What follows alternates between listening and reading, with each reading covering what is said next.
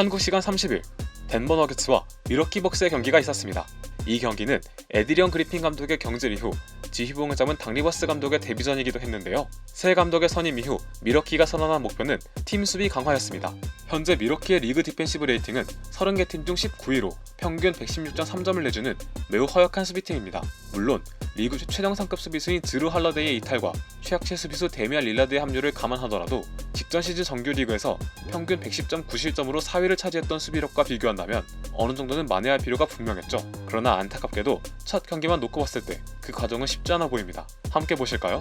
제가 주목했던 건 백코트였습니다. 이날 미러키는 니콜라 요키치에게 25점을 허용한 것을 제외하고 가드 자원인 자말 머레이, 켄타비우스 칼드웨포프, 레지 잭슨에게 총 56점을 내줬는데요. 실점이야 당연히 할 수 있는 거지만 그 내용이 상당히 좋지 못했습니다. 우선 닥 리버스 감독은 기존 라인업인 데미안 릴라드와 말릭 비즐리를 그대로 고수했는데요.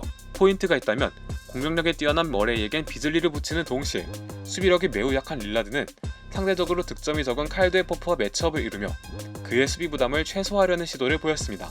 문제는 말릭 비즐리도 좋은 수비수라 보기 힘들다는 점이었는데요. 이날 비즐리는 경기 내내 머레이를 상대로 고전하며 계속 득점을 내줬고 1쿼터부터 흥을 끌어올린 머레이는 이 경기 3점을 단 하나도 넣지 못했음에도 불구하고 경기를 지배하는 활약을 펼쳤습니다. 특히 미러키는 스크린 이후의 대처가 정말 좋지 못했는데요.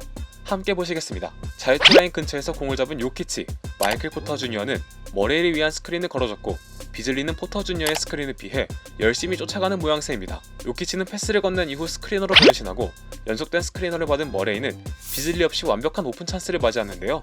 발이 느린 브룩 로페즈는 머레이의 슛을 대처할 수 없고 양쪽 윙과 코너에 슈터들을 배치해 머레이에게 가는 압박을 최소화할 수 있었습니다. 결과는 간단한 2점이었죠.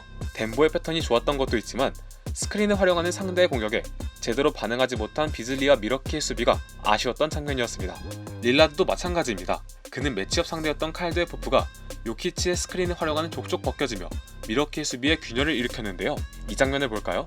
요키치가 공을 쥐고 칼드웨포프가 비스듬히 스크린으로 나서는 일종의 인버티드 픽앤롤 상황입니다.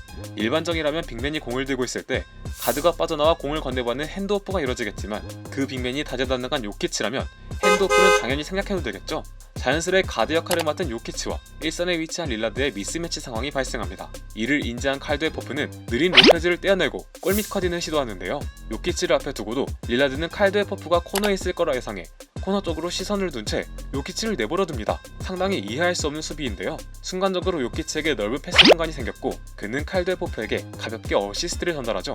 역시 릴라드의 낮은 수비 이해도가 불러온 실점 장면입니다. 이렇게 앞선에서 계속 패스나 돌파를 허용하니 미러키 입장에선 수비에 계속 금이 갈 수밖에 없었는데요. 높이에선 블록에 능하지만 움직이며 수비하는 건 어려운 로페즈까지 더해지자 미러키는 어쩔 수 없이 오픈 찬스에 미드레인지를 허용하는 순간이 너무 많았습니다. 자, 물론 올 시즌 미러키의 진짜 무기는 수비가 아닌 공격에 있고 팀 역시 동부 컨퍼런스 2위의 자리를 유지하고 있긴 하나 팀과 릴라드가 노리는 우승을 위해선 수비력 상승은 필수입니다. 그리고 모두가 다 아는 것처럼 닥 리버스 감독의 가장 치명적인 단점은 인게임 조정 능력이 상당히 부족하다는 건데요. 과연 릴라드의 공격이 막혔을 때 야니스가 코트 위에 없을 때 리버스가 좋은 해답을 들고 나올 수 있을지도 팬들의 걱정거리가 되고 있는 상황입니다. 여담이긴 하지만 CBS NBA에 따르면 리버스의 미러키 행이 확정되자 한 NBA 임원진이 CBS 뉴스에 연락해서 동부 컨퍼런스 팀들은 안도의 한숨을 내쉬었다는 말을 했다고 해요. 그만큼 리버스 감독을 향한 현지의 여론도 긍정적이지는 않다는 거죠. 과연 미러키의 방패는 단단해질 수 있을까요? 그리고 릴라드는 올해 그토록 간절히 염원하던 반지를 손가락에 낄 수 있을까요? 농구 인사이드와 함께 하시죠. 그럼 저희는 다른 영상으로 돌아오겠습니다. 감사합니다.